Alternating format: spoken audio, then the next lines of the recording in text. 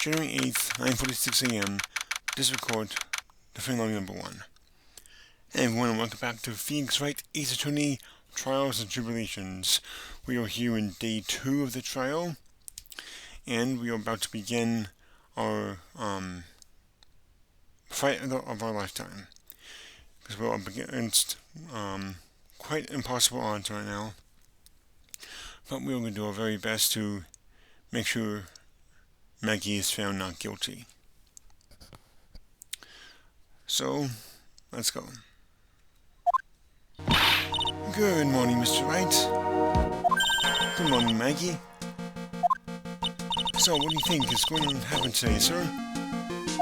Yesterday's session didn't go so well and ended on a giant mystery. That's true. And we still haven't solved a single part of it yet. Are you okay, Nick? Huh? Okay, yeah, of course. I saw that. The little flash of doubt in your eyes. No, that wasn't doubt. That was, determination. Why don't I believe you? It's nearly time, Maggie. I better get going to the defendant's seat. Roger. Don't let me down, Mr. Wright. I'm counting on you.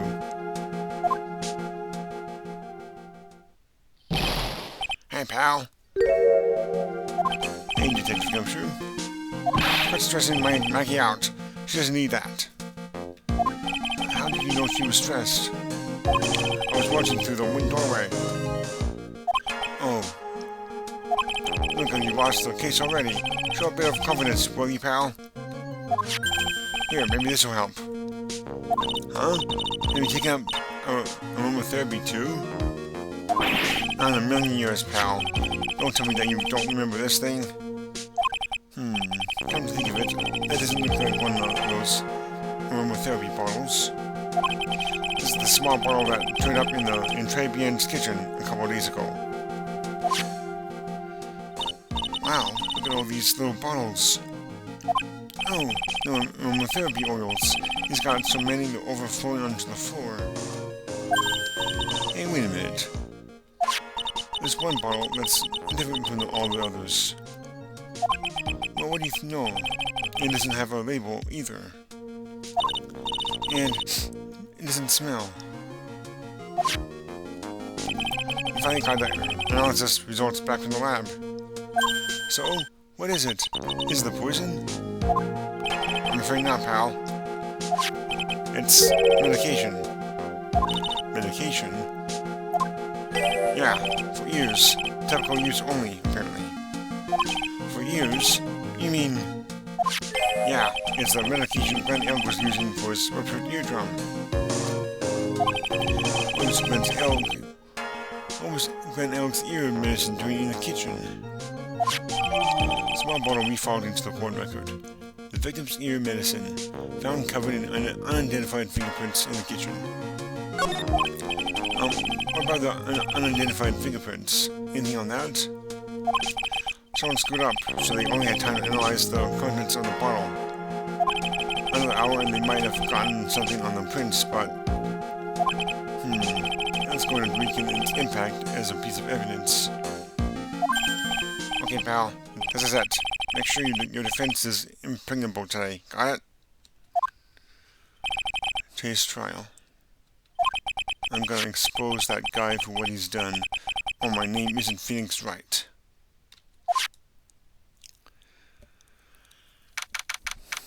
(10 a.m. District Court, courtroom number 4. Court is now in session for the trial of Maggie Bird. The defense is ready, Your Honor. Ready and waiting, as always, Your Honor. Very good. Then we'll get underway at once. Yesterday, we heard the testimony of Mr. Victor Crudo. He claims to have witnessed the defendant putting powder into the victim's coffee. However, the witness's testimony was plagued with a number of problems. The mark on the rim of the cup shows that the victim drank from it with his right hand. But according to the old man's testimony, he picked it up with his left hand. Thank you, Mr. Godot. Furthermore, according to witnesses' account, the victim was listening to the radio with an earpiece in his left ear.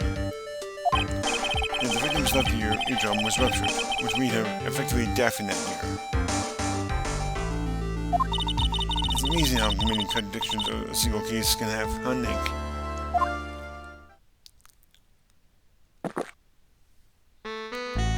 Ha! Allow me to enlighten you, Your Honor. The world, you see, keeps turning, and we must turn with it. You lost me already, Mr. Godot. Don't let the mysteries of yesterday mystify you today. Only losers think like that. You've got to change with the times. That's one of my rules. Are you implying that you'll usually resolve these contradictions? You know the answers to these riddles. The old guy wasn't just throwing seeds in here. He was throwing us off the scent. And today I'll prove it. Very well. Let's let the first witness take the stand. Oh boy. And you are? Bonjour, everyone. I'm John Armstrong, the owner and head chef of La Tribulations restaurant. Enchante.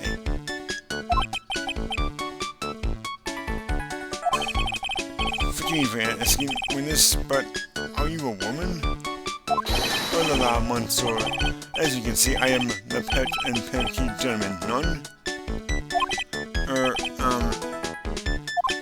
On the day of the incident, you were in Tribulations' kitchen. Isn't that right? Where's you, monsieur? Everything feels right.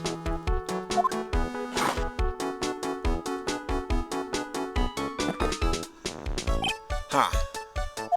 Wow, he's totally unfazed. Does anything intimidate this guy? Very well. Your testimony, please, witness. Please tell the court what happened on that day at Tribulations. Seriously? We volunteers at Tribulations. When that happened, there were just 2 customers in my restaurant. I remember I was experimenting with some new art decor that day.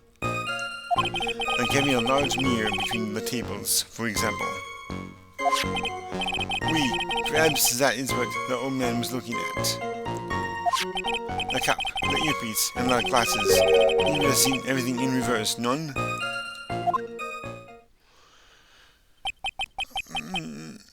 Mirror? Oui, un grand mirror. The most enormous mirror.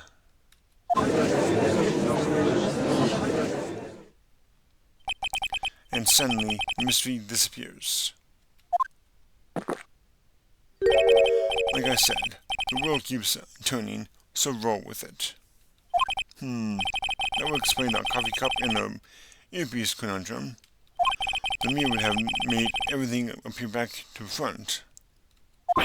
What the heck? It's way too early in the morning for this to be happening to me.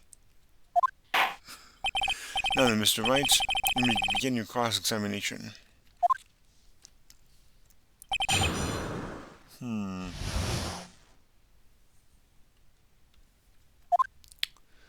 Let's see here.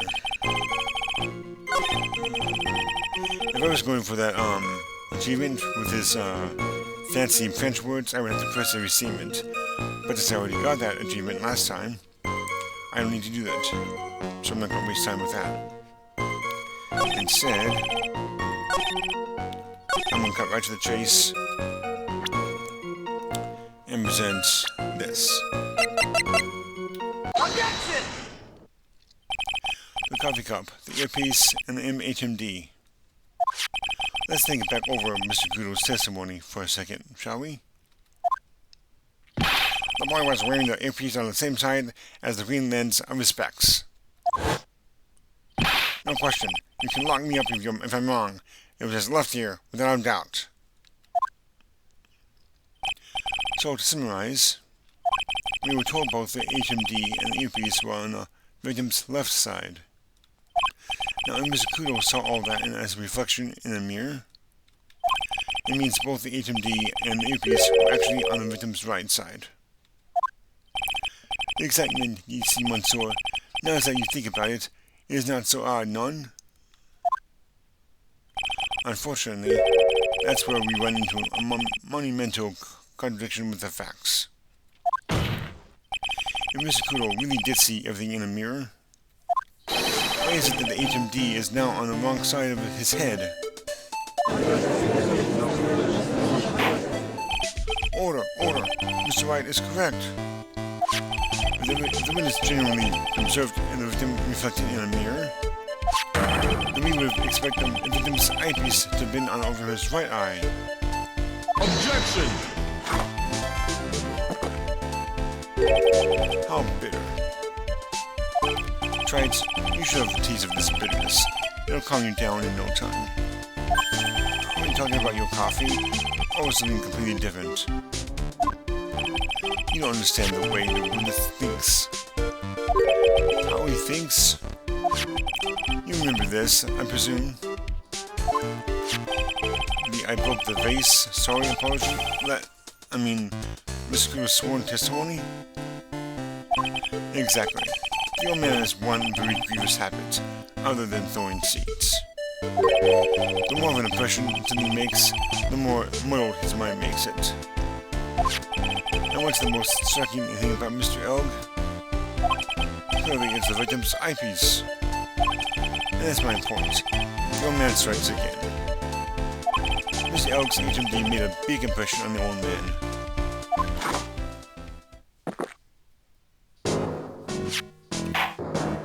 I saw the earpiece and those newfangled spectacles he was wearing. Oh yes, they were both on his left ear. You hear his left ear. Ha. Well, trite. Ugh. That's the worst but best impression of Kudo ever. I should have done that in Kudo's voice. Wow, I really thought he was OCD for a minute there. Kudo's good. Enough. I must agree that yesterday's witness was irresponsibly trashing much of his testimony. Bad luck, Nick. Looks like the boil of a contradiction you found is just a rash. A mule can't be beaten by a handful of seeds, nor can it lie. So, what exactly was the old man looking at? Fill us in, Mr. Armstrong. Go on, to the court. We will all use. I can explain. Please, if you look at the plans of the restaurant. The mirror. Lower. Is everyone sitting uncomfortably? The mirror. It was in the middle of the restaurant, dividing the two halves. There was only one seat from which you could have seen an image of the victim. That was the seat under the table next to the victim's. That was where the old man was sitting. After the terrible incident occurred, I moved the mirror so it was not in the way. But naturally, I did not touch anything else.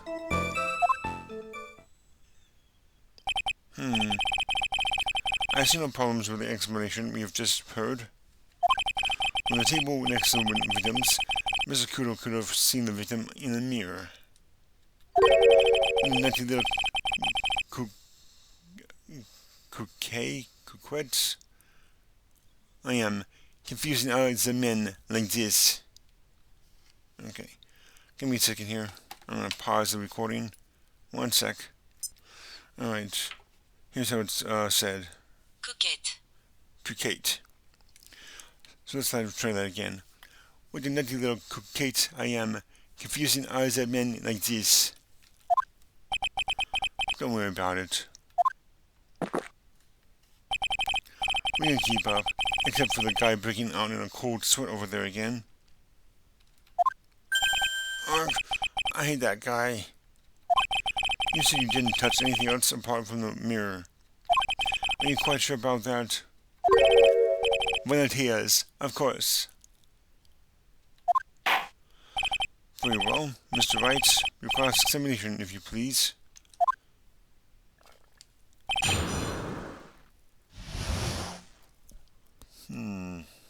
Something does not add up.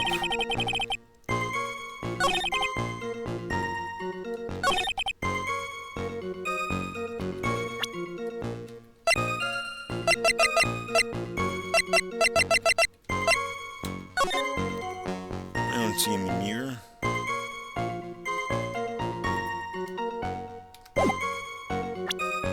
Objection! This piece of evidence contradicts with the testimony we have heard, Your Honor. The crime photo?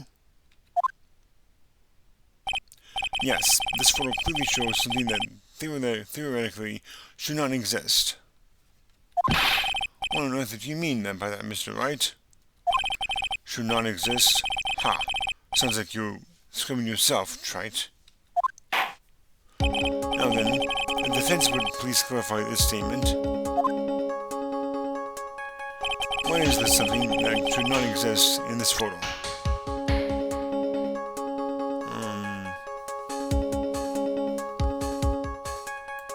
I believe it's this one here, actually.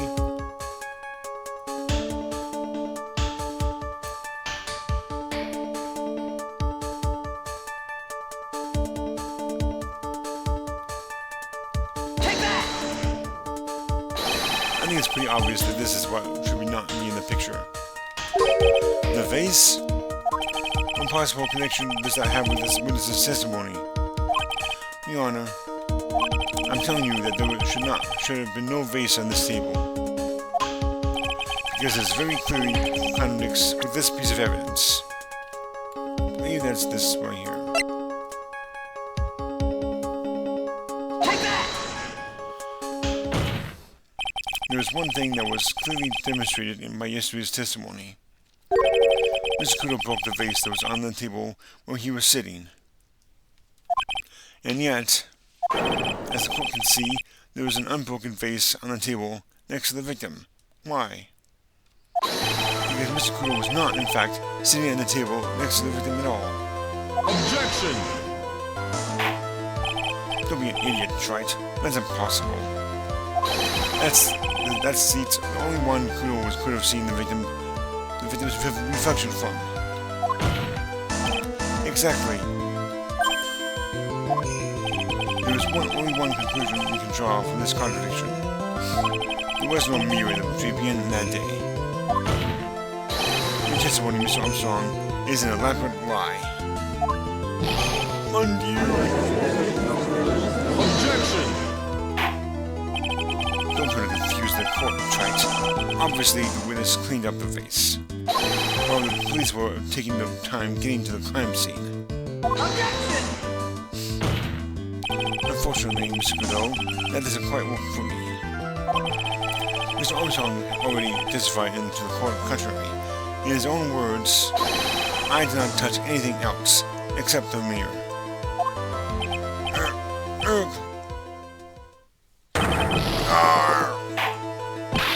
Well, Wes, what do you have to say for yourself?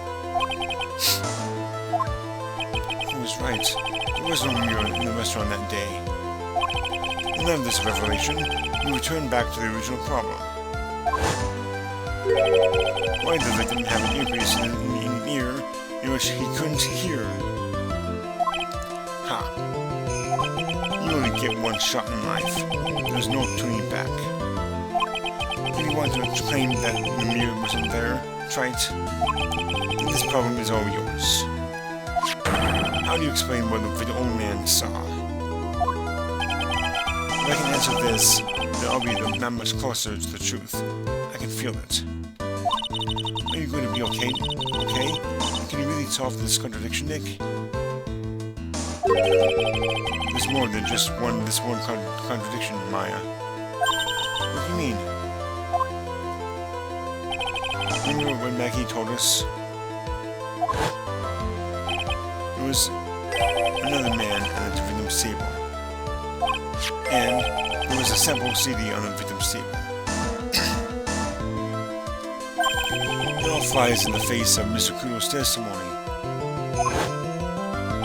And I think I know the reason why nothing in this case is adding up. Well, Mr. Wright, let's hear your answer. Yes, Your Honor. The reason behind all the contradictions in Mr. Kudo's testimony is simple. The victim was a phony.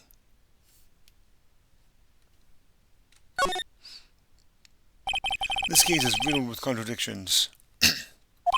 Yet there is one very simple answer that clears them all up. And what is that? The incident Mr. Kudo witnessed and the incident the victim experienced were two completely different events. What? Yes, the victim that Mr. Kudo saw wasn't Mr. Glenn Elg at all. It was an imposter, a phony pretending to be Mr. Elg.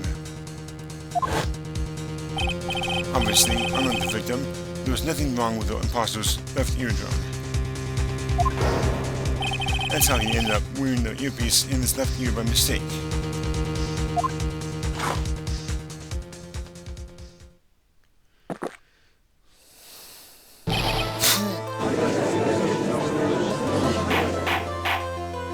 Order in the court. Settle down or I'll clear the courtroom. Quiet, guys. Why don't you clear out of here, huh? What did you say? Right. Are you saying that what Mr. Kudo saw was a setup?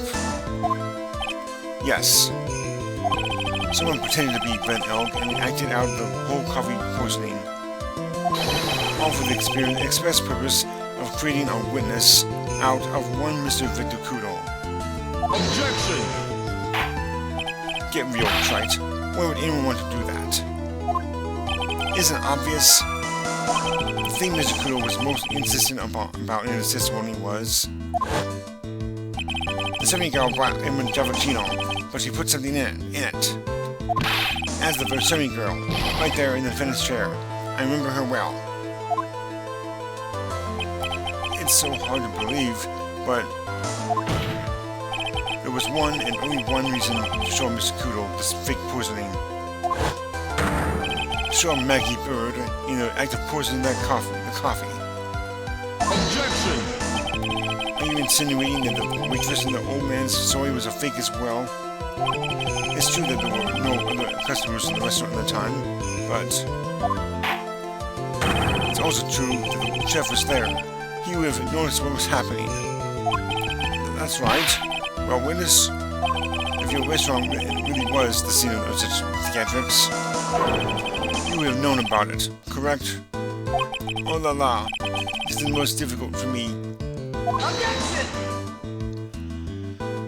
No, it's quite simple. All you have to do is testify. You are under oath, after all. Wasn't there, in fact, a phony in a trade bien that day? The defense demands that Mr. Armstrong tell the whole truth about what happened.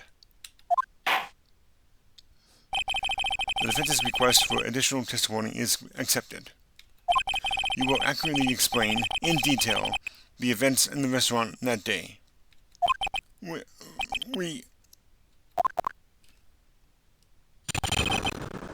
In the restaurant.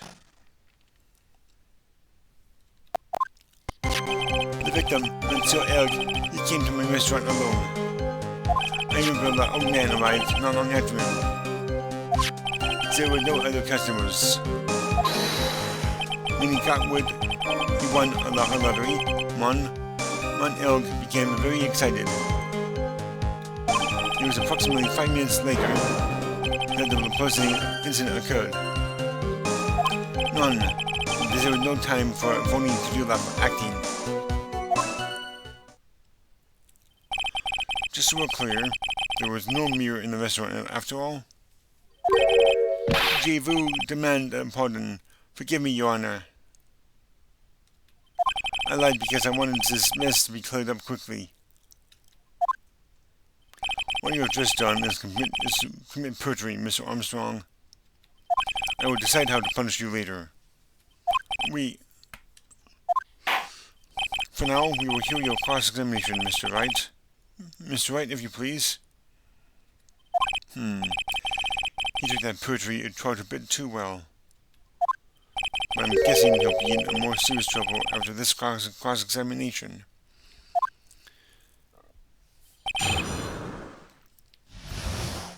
Okay. Interesting.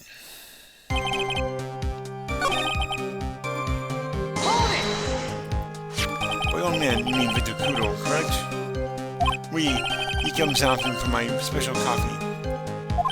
I drink your coffee once, Mr. Armstrong. It's special, I'll give you that. It's worth a sip just for the experience. Oh, you made me so happy, Monsieur. You're most welcome at any time. I said it was worth one sip, and nothing more. Ouch. This old Mr. Kudo arrived at the restaurant around the same time as the victim. Maybe I should ask about his arrival in more detail. Ask what time it was, that's kind of important. Out of curiosity, about what time was it when Mr. Kudo arrived? Oh no, I cannot remember, Monsieur. I believe we were told by your minister yesterday. The crime was reported at 2:25 p.m. by a kind of scary old man, sir. Does that perhaps jog your memory, witness? The incident happened about 20 minutes after he arrived. So the victim must have arrived between 2 p.m. and 2:10 p.m., none? Just after 2, huh? Thank you for your help in jogging my memory, Monsieur. You are wonderful. Ha ha ha. I can't sit all the time and do nothing now, can I? The time of your day will be added to the witness's testimony. Oui, Monsieur Judge. Anything I do it for you. Okay, so now you're Brian Adams, are you? Merci bien. That's French, isn't it? Ha ha ha. I'm glad at least one person is in a good mood. He's even humming a song to himself. Okay.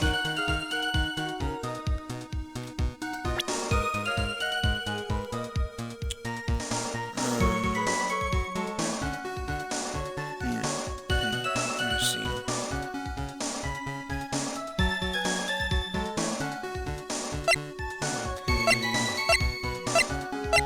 Here we go. 1:30 p.m. and you said you arrived at 2 p.m. Objection! I'm afraid I've finally got you, Mr. Armstrong. K? Is that K? What do you mean? At the time in question, the victim was listening to the radio with his earpiece. The show he was listening to was Millionaire Radio. Each week, they announced the winning numbers of a $500,000 lottery ticket. Oui, that must be the show Mon Ilg was listening to. I can't see any problems with this testimony, Mr. Wright. I wonder. You say the victim arrived at your restaurant at after 2 p.m., correct? Oui, I am sure of it. I remember it perfectly now. I know it was that time, because I had just finished serving the lunch menu. Get to the point, Trite, if you have one. That show is broadcast live at 1:30 p.m. and claims to be the most thrilling 10 minutes of your life. And it's on the air at 1:30? Now, supposedly, the victim made some noise when it was announced that he had won. And yet, I don't believe his cry of joy could have occurred after 2 p.m. Because the show had already finished more than 30 minutes earlier at that point in time. No. This victim, we've been told about, has done nothing but the impossible.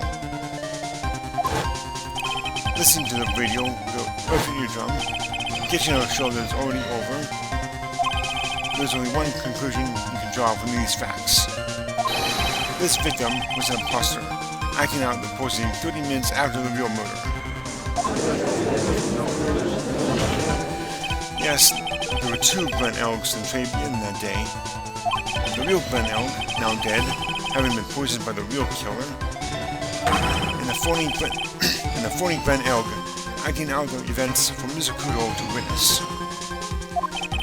It certainly seems that way. I mean, if that wasn't the case, how can you explain the time discrepancy? Objection! Great performance, Trite. You were almost on a roll. But sadly, you lack the rock-hard foundation of rhythm to build your song. What is this? Music Theory 101? Let's recap. According to your imaginative theory, it's now just after 2 p.m. The phony elk is performing a play for the benefit of Mr. Kudo. How would you explain then where the real Glen Elg is?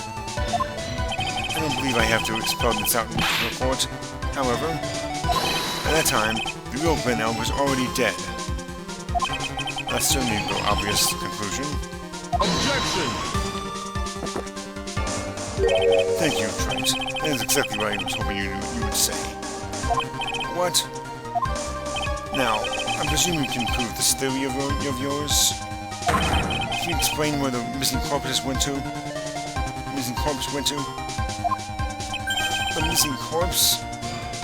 According to the old man's testimony, there was only one other customer there. And that customer was the phony Glen Elg. And where did the killer hide the body of the real victim? No! Prosecution has a valid point, Mr. Wright. If your theory is to stand up to examination by the court, you must provide us with proof by answering the prosecution's question. Where did the killer hide the body? Yes, Your Honor. No conjecture, Trite. Let's hear some facts for once. Show the court a piece of evidence that proves where the body was hidden. Evidence? What's with the intense pressure in here all of a sudden? I thought I had him with that contradiction. But he's turned out in all around and backed me into a corner instead. Well, Mr. Wright, the court will now hear the defendant's theory and evidence. First, where was the body of the real Mr. L concealed? Obviously, it was inside the Tribune. It would have been too dangerous to take the body outside. Obviously, the body must have been hidden somewhere inside the Tribune. Interesting. But when could a body that has been hidden inside a restaurant? Perhaps you would care to show the court on these plans, Mr. Wright? Yes, Your Honor. The exact location where the body was concealed inside the Tribune is... There can be only one place, and that is the kitchen. Take that! The body was hidden here. I see. Nice supposition. The real question is, can you back it up? Where's the evidence that proves the body was hidden in that location? Well, actually it's this. Take that! Mr. Armstrong, do you recognize this bottle? None. I have never seen that ugly bottle before in my life. I only use the very best bottles, Monsieur. The highest quality only for me. Where was that bottle found, Mr. Wright? Interestingly enough, Your Honor, it was found in the kitchen of Tribune. There's that word again. Does that mean what? Give me a second here.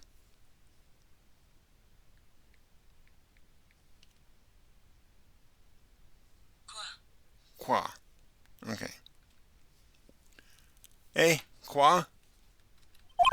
Why don't I use these bottles for my aromatherapy oils? But this bottle doesn't contain aromatherapy oil, Mr. Armstrong. No, it contains a medication. What kind of medication? I'm sure everyone remembers, don't they? Mr. Elk visited an an eye doctor clinic. I guess it must be right. Otolaryngological clinic. It was given medication that day. You can't be serious. The defense had the contents of the bottle analyzed, and I have the lab results here. The contents of the bottle matched the prescription that was given to Mr. Elg. Glenn Elg's murderer hid the body in the restaurant kitchen, at which time this bottle fell out of the victim's pocket. Mr. Armstrong, when the incident occurred, didn't you say you were in the kitchen? Undo. Yes, you know what I'm about to say. It was you who hid the victim's body. You did a fine job pretending to defend my client, Maggie Bird. However, you were setting her up to take the fall behind the poor girl's back. No one... Order. This is an extraordinary development. Witness, did you murder Mr. Glenn Elg? Never. I could not do such a horrible thing. No. Alright, let's go. Mr. Godot? The bitterness. Every time I get lied to, I always down a mug of coffee. That's one of my rules. You have the slightest idea how many cups you've had by now? Then I like to do the same to the person who lied to me. I had to take them down with my empty cup. Listen up, chef. How about a brand new flavor in your ear, my H-deficient friend? Chef vous demande pardon. Please, you must hear me out. There's a trap. Listen to me. Por favor. Wait, that's Spanish. Or is that also French? I have no idea. You hablo español, Mr. Armstrong, and por favor is Spanish. That's funny. I'm only going to ask you once. Did you do it? None. Absolutely none. Let's hear it. You've got one shot. Right, Gramps? Witness, the court will permit you the chance to make one final statement. If you lie under oath again, Mr. Godot's coffee mug awaits you. As does my gavel. It is clear. What do I always say in the movies? I've got a bad feeling about this. Very well. Begin your final testimony, Mr. Armstrong. The confession. It is true. I ate the body in the kitchen. Men forced me to do it. I had no choice. I had to go along with them because there was a reason why I could not refuse. But I did not kill him. I swear it. You must believe me. You were forced? By who? I cannot say. I will be erased. Let's try a different question then. When Mr. Elk died, was he really the only person at his table? There was...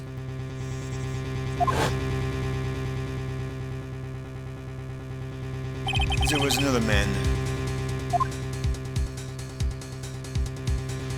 I knew it. Like he was telling the truth. You may cross-examine the witness now, Mr. Wright. There's just one more thing I need to do. I gotta break this guy and get him to tell us the name of the real killer. Okay. Well, I have a feeling I know who the man was. This guy. Objection! Let's end this dance of ring around the rosy, Mr. Armstrong. This is the man you've been referring to. Ah, who is that? I feel like I've seen him somewhere before. Oh, I don't know. Maybe a month ago in this very courtroom? This man is Trio Tiger. He's the manager of a loan office called Tender Lender. There's no point in trying to hide the truth anymore, Mr. Armstrong. I know you couldn't go against Mr. Tiger. At least, not while he had this on you. The loan contract. It has to be the loan contract. Take that! $500,000 loan from a black market loan shark. And you had no way of paying it back, did you? That's why you were forced to do anything this man told you. It is as you say. Mr. Armstrong, the tiger, he told me he was going to use my restaurant for a business rendezvous.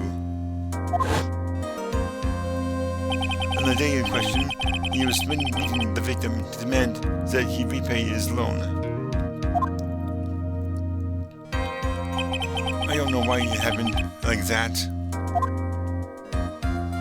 I just did what he told me to do. I had no choice. I carried the body in the inconscient Maggie out of the dining area and into the kitchen. After that, I just tried to forget what I had seen. I think we can now safely say that the man who forced your hand was Mr. Furious Tiger.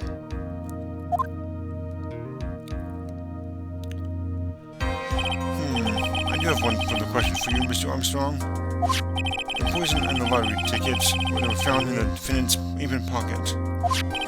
Was that your doing as well? None. I knew nothing about that. Making it look like he had done it.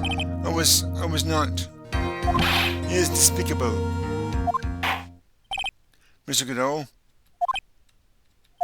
you will summon this Furious Tiger as a witness. I doubt that can be arranged today, so we will adjourn for now. Proceedings will continue tomorrow.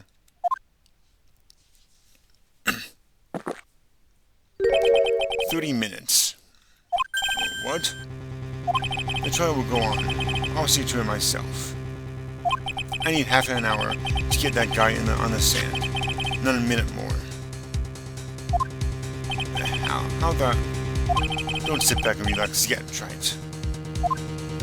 No one knows that if that chef is really telling the truth or not. This trial could still go on, could still go either way. Very well. Your request is granted, Mr. Godot. We will resume once Mr. Tiger is ready to take the stand. Until then, court is adjourned for a 30-minute recess.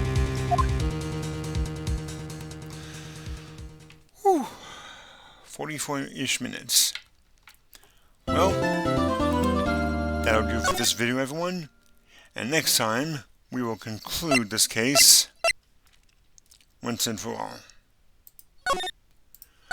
So until then, everyone, hope you enjoyed this video, and if you did, go ahead and hit that like button. And I will see you all next time, so take care.